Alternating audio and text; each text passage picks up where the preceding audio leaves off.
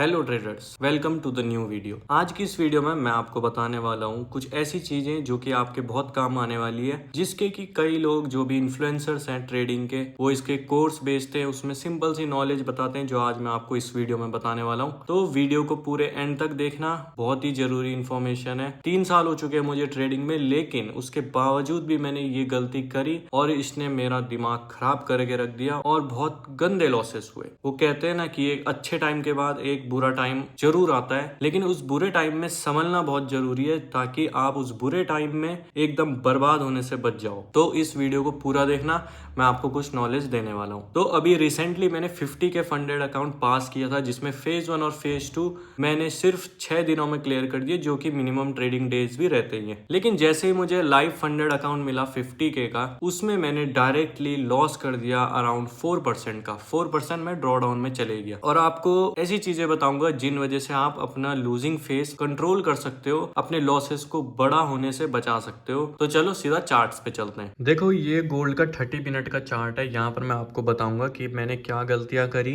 और आप कैसे उन गलतियों को अवॉइड कर सकते हो। देखो, अभी रिसेंटली गोल्ड में एक बुलिश मूव आया था, जिसमें कि मैंने बहुत अच्छे प्रॉफिट्स किए और मेरे को बहुत अच्छे अच्छे सेटअप्स मिले। यहाँ पर सिंगल कैंडल 200 पिप की, 300 पिप की भी बन रही थी, या फिर उससे ज्यादा भी बन रही थी। और इस वजह से मैंने अपना जो ट्रेडिंग है वो 1 मिनट पे शिफ्ट कर दिया। बेसिकली जो मेरी स्ट्रेटेजी है वो 30 मिनट टाइम फ्रेम के बेसिस पे ही होती है। 30 मिनट टाइम फ्रेम पे मैं सपोर्ट रेजिस्टेंस मार्क करता हूँ, उसी बेसिस पे मैं 1 मिनट पे ट्रेड करता हूँ, जब मुझे मार्केट में बहुत ज्यादा वॉल्यूम दिखता है। तो यहाँ पर मुझे बहुत अच्छा वॉल्यूम दिख रहा था, यहाँ पर मैंने 1 मिनट टाइम फ्रेम पे शिफ्ट किया और यहाँ पर बहुत अच्छा प्रॉफिट्स कर लिया था, जिसमें कि मेरा $50,000 का फेज 1 भी क्लियर हो गया था। इसके बाद सडनली एक क्रैश आया था मार्केट में, जिसमें कि मेरा फेज 2 क्लियर हुआ 3 दिनों में। और इस टाइम पे मैंने अपने लॉट साइजेस को कम कर लिया ताकि रिस्क ज्यादा ना हो। लेकिन सडनली इसी के बाद एक फेज आता है साइडवेज मार्केट का। देखो, कभी भी मार्केट ट्रेंडिंग हो उसके बाद जरूर एक साइडवेज मार्केट आता है, जिसको कि मैंने अपने माइंड में टोटली अवॉइड कर लिया था। और मैंने ये सोच लिया था कि बस मार्केट में अब बहुत अच्छे मूव आने वाले हैं। और साइडवेज मार्केट मुझे हालांकि पता भी था कि आता है जरूर एक ट्रेंडिंग मार्केट के बाद, लेकिन मैंने इन चीजों को अवॉइड करके सिर्फ प्रॉफिट्स पर फोकस किया। अब ट्रेंडिंग मार्केट में तो मैंने अपने फंडेड अकाउंट्स क्लियर कर दिए, लेकिन जब मेरे को लाइव $50,000 का अकाउंट मिला, उसमें मैंने डायरेक्टली लॉस कर दिया। बिकॉज मार्केट्स चेंज होते हैं, तो हमारी स्ट्रेटेजी में भी हमें थोड़ा मॉडिफिकेशन करना होता है। अगर आप ये देखोगे यहाँ पर कितना साइडवेज मार्केट हो चुका था, सिर्फ विक दिख रही होगी आपको, कैंडल तो दिख ही नहीं रही है। और ये न्यूयॉर्क सेशन है, तो यहाँ पर देख लो आप कितना गंदा लॉस होगा अगर कोई ओवर ट्रेडिंग कर दे।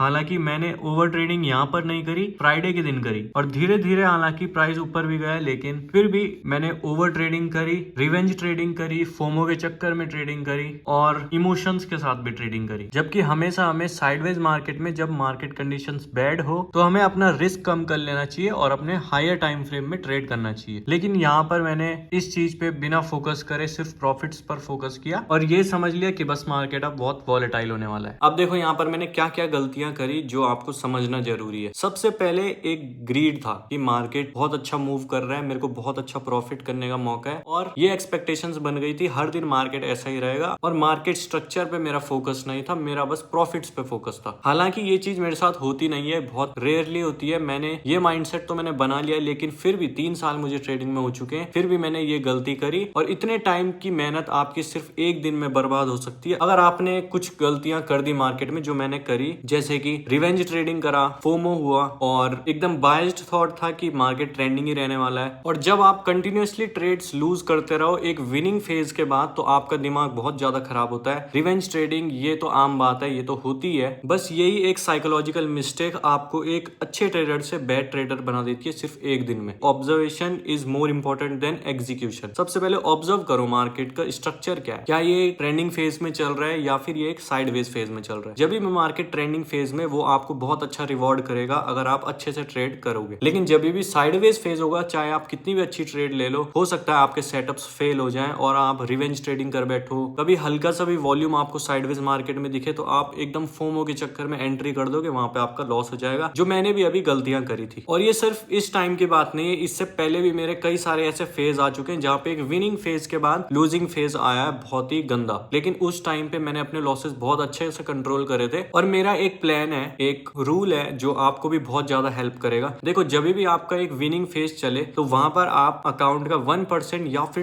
2% तक रिस्क कर सकते हो, लेकिन लाइव अकाउंट में कभी भी 2% रिस्क मत करो, क्योंकि वो आपका एक फंडेड कैपिटल है यार। उसको उड़ा दोगे तो आपको बहुत ही बुरा लगेगा, क्योंकि ज्यादातर लोग फंडेड फेज में ही सबसे ज्यादा टाइम लगाते हैं और लाइव अकाउंट 1-2 दिन में ही उड़ा देते हैं। देखो, मेरा एक सिंपल सा रूल है कि मैं अपने फेज 1 में 2% रिस्क करता हूँ अकाउंट पास करने के लिए, फेज 2 में मैं 1% रिस्क करता हूँ, और फंडेड अकाउंट में या फिर मैक्सिमम 1% रिस्क करूंगा या फिर 0.5% रिस्क से मैक्सिमम टाइम ट्रेड करता हूँ। लेकिन यहाँ पर आप एक चीज सीख सकते हो कि कभी भी बैड मार्केट कंडीशन में ज्यादा रिस्क मत करो। सबसे पहले मार्केट को ऑब्जर्व करो हायर टाइम फ्रेम्स में कि ये ट्रेंडिंग है या फिर साइडवेज है, और इस टाइम पे आपको सीधा अपना रिस्क जो भी है वो बहुत कम कर देना है। 0.25% पे ट्रेड करो, 0.5% पे ट्रेड करो, और यहाँ से आपका कैपिटल भी बचेगा, आप सस्टेन भी कर पाओगे, और आगे जब एक अच्छा मार्केट आएगा तो उस पर आप ट्रेड अच्छे से कर सकते हो, प्रॉफिट्स बना सकते हो। लेकिन अब अगर आप साइडवेज फेज में ही अपना लूज कर दोगे तो अच्छे फेज में आपके पास कैपिटल ही नहीं बचेगा ट्रेड करने के लिए। चलो मैं आपको बताता हूँ कि यहाँ से मैं कैसे अपने ड्रॉडाउन फेज से रिकवर करूंगा, मेरा क्या प्लान है। देखो, सबसे पहले तो मेरा प्लान है कि मैं अपने इनिशियल कैपिटल में 50,000 पे आ जाऊं। अभी मैं 4% डाउन हूं, मतलब $2,000 डाउन हूं। तो यहाँ पर मेरा प्लान है कि मैं अपने अकाउंट पे सिर्फ 0.5% रिस्क करने वाला हूँ, और यहीं पे कंसिस्टेंटली प्रॉफिट करूंगा। धीरे धीरे ऊपर $50,000 तक आऊंगा, उसके बाद ही सोचूंगा कि 1% रिस्क करूं या नहीं, और यहाँ से जरूर मैं इस अकाउंट को ऊपर उठा के रहूंगा। और बहुत सारे लोग क्या गलती करते हैं, जब भी वो कंटिन्यूअस लॉस फेस करते हैं वहां पर वो अपना अकाउंट पे रिस्क बढ़ा देते हैं, और वो चाहते हैं कि उनका लॉस सीधा 1-2 ट्रेड्स में ही रिकवर हो जाए। लेकिन ये सबसे बड़ी गलती है, यहाँ पर ही सबसे ज्यादा अकाउंट्स ब्लो होते हैं, और बहुत सारे लोग ये एक्सेप्ट ही नहीं कर पाते कि भाई कम रिस्क करके एक कंसिस्टेंट बेसिस पे आप अकाउंट रिकवर कर सकते हो, लेकिन किसी को ये चीज समझ नहीं आती। तो ये वीडियो बहुत हेल्पफुल थी, जो भी अभी मार्केट में 2 साल से या फिर 3 साल से भी है उनके लिए भी ये बहुत काम आएगा, उनको भी यहाँ पर बहुत हेल्प होगी। तो आई होप आपको इस वीडियो में बहुत कुछ समझ आया होगा और बहुत अच्छे से लर्निंग मिली होगी। तो वीडियो अगर पसंद आई होगी तो चैनल को सब्सक्राइब जरूर करना, और आगे भी मैं ऐसे एजुकेशनल कंटेंट बनाता रहूंगा। और कमेंट में बताना कि आप कभी कभी ऐसा लूजिंग फेज आया है जहां से आपने रिकवर कर दिया हो और डायरेक्टली पे आउट ले लिया हो। तो चलो मिलते हैं नेक्स्ट वीडियो में, तब तक के लिए गुड बाय।